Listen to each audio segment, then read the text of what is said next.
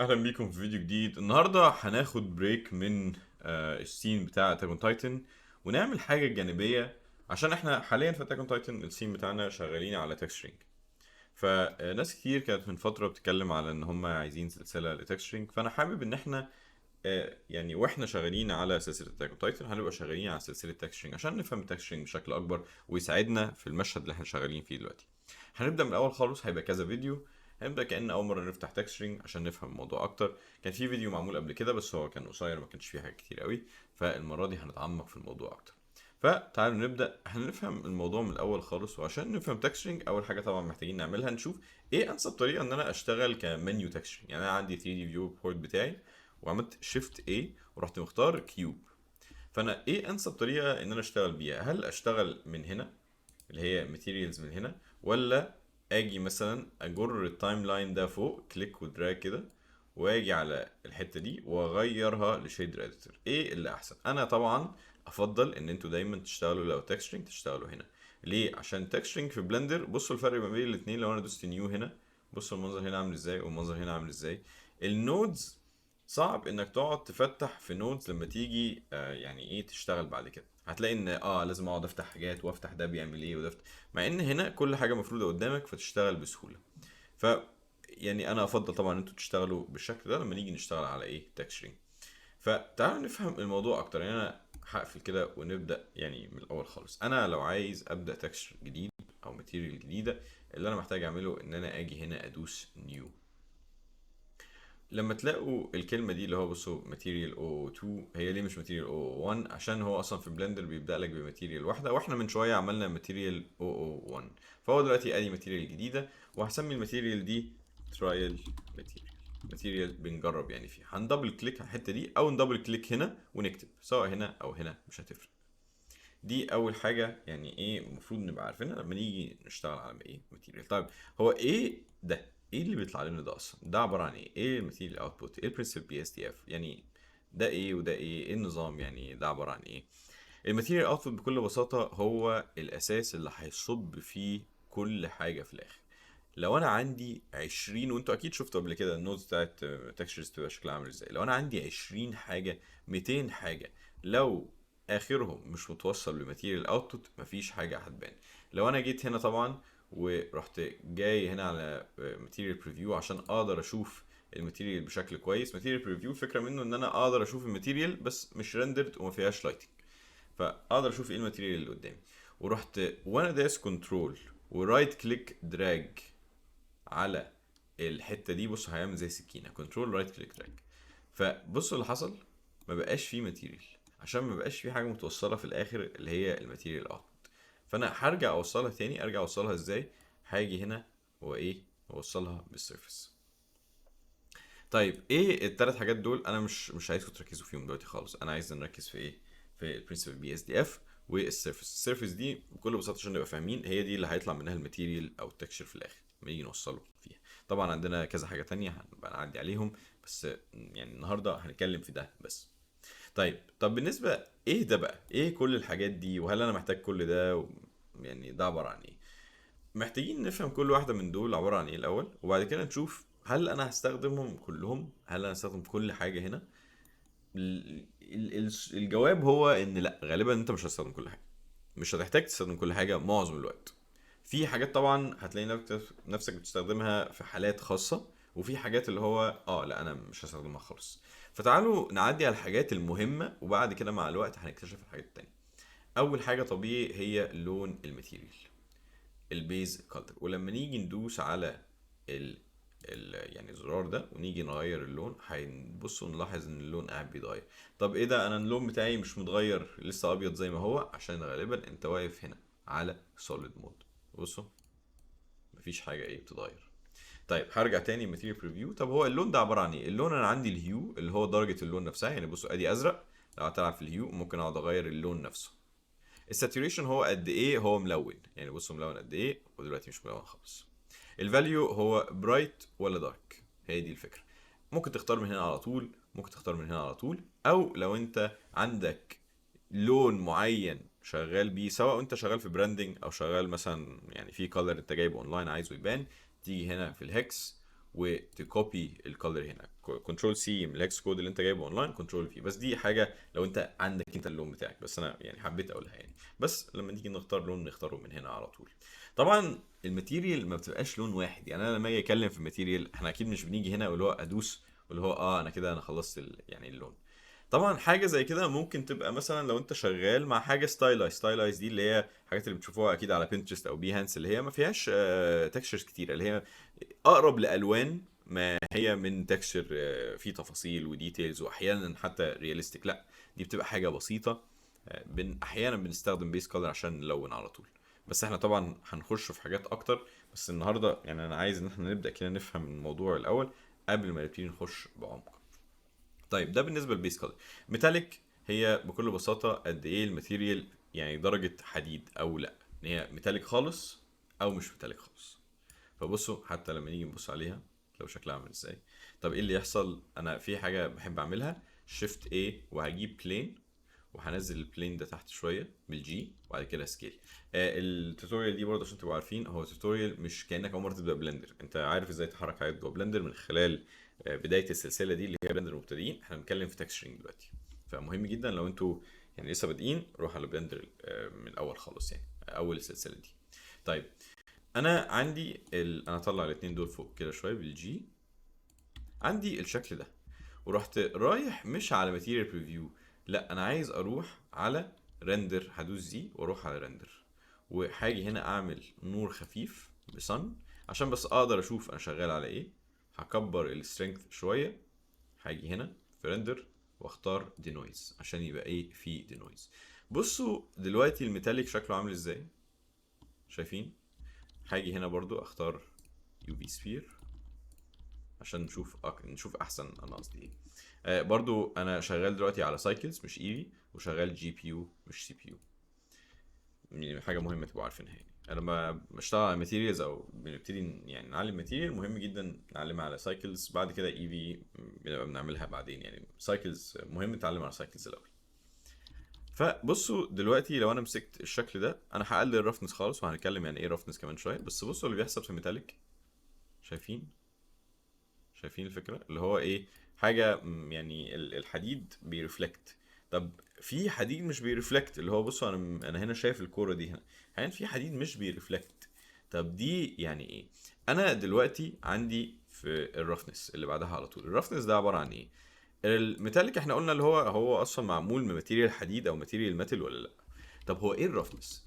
انا عايزك تتخيل، ادي معايا، انا مش عايزكم تمشوا ورايا، انا عايزك تتخيل معايا سطح عامل كده، سطح يعني مفيش اي حاجه بارزه فيه خالص، سطح اللي هو انت اصلا مش شايفه من كتر ما هو ايه، يعني عامل كده. وبعد كده عندك سطح تاني عامل كذا كنترول ار كده، وهمسك مثلا ادي ده وهطلعهم فوق شويه، كذا واحده ايه هطلعها فوق شويه اهي. احيانا لو انت شفت اي سطح عادي بص شكله من الجنب عامل ازاي.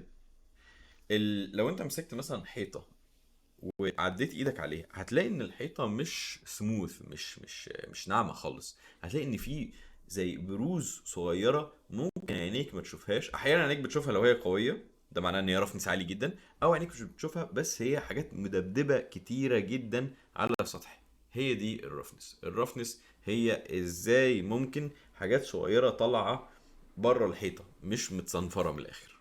لو جبت اوبجكت مثلا وصنفرته على الاخر اللي هو خلاص مفيش حاجه خالص، ده معناه ان الرفنس بتاعته قليله. لو الاوبجكت فيه حاجات مدبدبه كده حتى لو عينك مش شايفاها حاجات صغيره جدا، معناها ان الرفنس عالي شويه.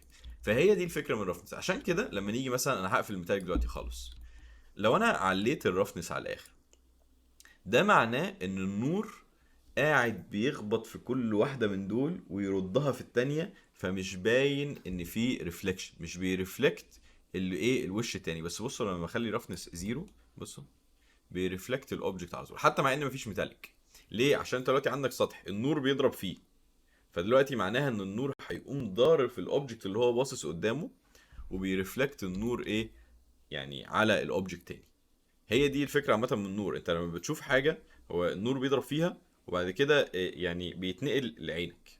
فتخيل ان حاجه دي في جواها زي كافيتيز وحتت صغيره كده، فمش بتضرب بانجل ستريت كده، اللي هو ايه، مش اول ما تخبط تقوم ضربه كده، لا بتقعد تضرب في بعض عشان في حاجات مدبدبه كتير. هي مش حاجه مهمه قوي، بس انا بحب ان انت تقعد تفكر في الفكره دي، يعني عشان تبقى فاهم يعني ايه رفنس. بس بكل بساطه هي دي الفرق بين الاثنين. لو احنا بنتكلم على سكيل صغير جدا، يعني ده سكيل كبير، انا بتكلم على سكيل صغير يبقى في حاجات مدبدبه كتير في الشكل. هي دي فكره ايه الرفنس، ان انا يبقى عندي حاجه مثلا رف اهي، يبقى حاجه ميتاليك. بصوا، واحيانا لما بندمج الاثنين، احيانا انت اكيد اتعرضت لمعادن مش بترفلكت، اللي هو معدن بس لما تيجي تبص عليه انت مش شايف نفسك.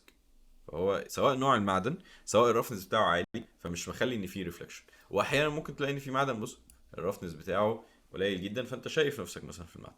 فكده او كده احنا طبعا بندمج طرق مختلفه بايمج تكستشرز، هنبتدي ننزلها اونلاين وهوريكم ازاي نعمل حاجات زي كده عشان نوصل اللي احنا عايزينه كتكستشري. بس انا حبيت برضو ان احنا نبقى فاهمين حاجه زي كده. طيب عندنا حاجه اسمها اي او ار، اللي هي اندكس اوف ريفراكشن. الفكره من اندكس اوف ريفراكشن ده هو ان انا دلوقتي تخيل ان انا عندي ميه وعندي ازاز مثلا. هو ايه الفرق ما بين الاتنين لو هما الاتنين ثابتين تماما؟ يعني ايه؟ يعني انا دلوقتي عندي اللي هو ايه، ميه ما بتتحركش. فلو ميه مش بتتحرك وانت شايف ازاز برضو، الاتنين جنب بعض، اللي هيفرقهم عن بعض وعينك ازاي تلقطهم هي حاجه اسمها اندكس اوف ريفراكشن. اي حاجه ترانسبيرنت شويه، مش ترانسبيرنت تماما، اللي هي تحسها ترانسلوسنت، تقدر تشوف من خلالها، ليها حاجه اسمها اي ار. وكل حاجه ليها اي ار طبعا، بس الفكره منها ان الميه ليها اي ار معين، الازاز ليه اي ار معين. انت اصلا لو دخلت على جوجل دلوقتي وكتبت ووتر اي ار هيجيب لك رقم. لو كتبت جلاس اي ار، فانت لما تيجي تشتغل مع ميه او ازاز بنجوجل حاجه زي كده، ودي حاجه هنتكلم فيها قدام، وبنكتب الرقم في ايه، في الاي ار هنا. فده مهم جدا لما يجي نتعامل مع ميه وازاز. الالفا بكل بساطه هو لو انا قللت الالفا على الاخر هي اوباسيتي، من الاخر اللي هو كأن حاجه موجوده ودلوقتي بتبتدي تبقى ترانسبيرنت لما انا بجرها بالماوس بتاعي كده. انا ممكن ما اجرش برضو لو انا عايز، ممكن اجي هنا واقوم كاتب 0.3 مثلا في اي حاجه من دول، طبعا هجرها اعمل حاجه زي كده. النورمال دي حاجه هنتكلم فيها قدام لما يبقى عندنا نورمال مابس، وهنتكلم عن نورمال مابس بشكل اكبر. انا عايز اتكلم عن الحاجات اللي انا ممكن اغيرها على طول من برنسبل بي اس دي اف، اللي هو مش هقعد ان انا يعني ايه هجيب حاجات من بره، لا احنا هنمشي واحده واحده. طيب عندي ايه كمان؟ عندي، سيبك من سب سيرفيس، سيبك من سبيكيولر دلوقتي، عندي ترانسميشن. وبصوا بقى ايه اللي بيحصل لما بعلي ترانسميشن على الاخر وبقلل الميتاليك. ترانسميشن بكل بساطه هو فكرته ان هو ازاز. ازاي تعمل ازاز؟ طب ازاز، طب انا ممكن اقوم اعمل ازاز بالفا، يعني اقلل، ما هو الازاز بيبقى حاجه ترانسبيرنت. لا، الازاز مش، يعني مش معناه ان هو مش موجود، لا هو بيعدي النور من خلاله. وهي دي فكره ترانسميشن، ان هو بيترانسميت، بيعدي يعني بينقل النور من جهه لجهه. يعني انت عندك مثلا حيطه، هل انت شايف اللي بعد الحيطه؟ لا، مع ان الترانسميشن بتاعها ايه، صفر. انت مش شايف النور مش بيعدي من خلالها. طب يحصل ايه لو انت مثلا جبت قماشه مثلا وعديت ما بينها نور جامد؟ هتلاقي ان في نور بيعدي من الناحيه التانية، فالترانسميشن بتاعها ممكن مثلا يبقى نص نص مثلا. وبعد كده تلاقي حاجه مثلا زي ازاز، الترانسميشن بتاعه عالي عشان هو بيعدي النور. طبعا مش 100%، بيبقى يعني رقم معين يعني، بس ممكن يعملوا 1 يعني. بس انا بتكلم علميا، يعني ما بيبقاش اللي هو 100% بيعدي كل النور والدفء من خلاله. فهي دي الفكره من الترانسميشن. بنستخدمه لما نيجي نستخدم ازاز، بندمجه مع ميتاليك، مع رفنس، مع الفا، مع اي او ار. كل الكلام ده انا عمري ما بشتغل على انا كده هشتغل على الميتاليك بس في الماتيريال دي، لا، انت بتدمج العوامل المختلفه دي لحد ما توصل للي انت عايزه كماتيريال. طبعا احنا مش بس بنستخدم برنسبل بي اس دي اف، احنا النودز بتاعتنا بتقعد تكبر تكبر لحد ما نوصل للحاجه اللي احنا عايزينها، ودي حاجه هنتعرف عليها واحده واحده واحنا ماشيين. طيب حاجه كمان، يحصل ايه لو انا يعني دي حاجه انا هعملها دلوقتي مع ان انا لسه هكمل، بس يحصل ايه لو انا عندي مثلا الاوبجكت ده عملت له شيفت دي كده على جنب، وعايز ان انا اغير الماتيريال، اغير اللون بتاع الماتيريال بتاعته؟ بصوا اللي بيبتدي يحصل ان الاوبجكت الماتيريال بتاعته او اللون بتاعه بيتغير على طول. طب ازاي ممكن احمي نفسي من ايه الماتيريال يعني تتغير كده؟ عندي هنا الرقم ده هو رقم 2. بصوا ما كانش موجود قبل كده. بصوا، يعني دلوقتي لو ايه، لو انا كنت عملت كنترول زد، بصوا مش موجود. بس لو عملت شيفت دي، بصوا 2 2 معناها ان الماتيريال دي اللي اسمها ترايل ماتيريال موجود منها 2. فانا لو دوست على الرقم ده وانا دايس على الاوبجكت ده 2، هيخلي الماتيريال دي يونيك، مميزه، ما تغيرش لو انا غيرتها من هنا. واقدر ان انا اجي هنا واسميها ترايل ماتيريال مثلا. طب يحصل ايه لو انا عندي اوبجكت وعايز ان انا اخليه واحده من الماتيريالز دول؟ اعمل ايه؟ هاجي هنا دراج واختار ترايل ماتيريال، الماتيريال دي. ممكن اعمل ايه؟ اجيب مثلا اوبجكت تاني اهو واختار ترايل ماتيريال دي. طب بصوا بقى 3 عشان في 3 من نفس الماتيريال، فانا اقوم دايس على الرقم ده واقوم مغير ايه، اخليها ترايل ماتيريال 3 مثلا، واغير لونها لو انا عايز، فيبقى عندي ايه المنظر ده.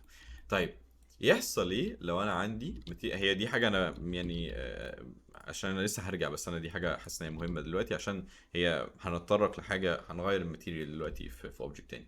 يحصل ايه لو انا عندي كذا اوبجكت اهم، وعايز ان كل دول يبقوا الماتيريال دي؟ هل اختار واحد واحد؟ لا طبعا، بختارهم كلهم، وبعد كده وانا دايس شيفت بختار الاوبجكت اللي انا عايزه، بروح على اوبجكت واروح على لينك وادور على لينك ماتيريالز، فكلهم يبقوا ايه نفس الماتيريال. لو غيرت في واحده فيهم كلهم هيتغيروا زي ما احنا شايفين.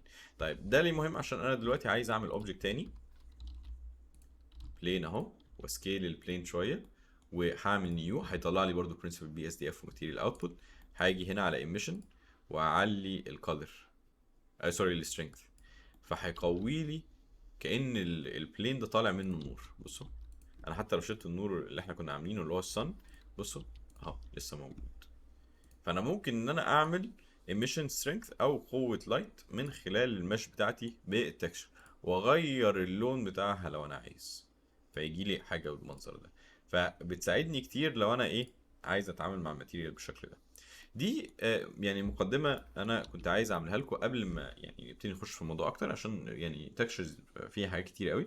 بس أنا حبيت إن احنا نتعرف على الموضوع مع بعض بشكل أكبر. أنا كنت عملت زي ما قلت لكم فيديو قبل كده عليه، بس الفيديو ده أنا حابب أتكلم يعني السلسلة دي هبقى ماشيها مع سلسلة أتاك أون تايتن، عشان نبقى بنتكشر أتاك أون تايتن وفي نفس الوقت أنت بتتفرج على فيديوهات تكشرنج عشان تساعدك أكتر واحنا بنتكشر هناك. فأتمنى تكونوا استفدتوا، وأشوفكم إن شاء الله في الفيديو اللي جاي.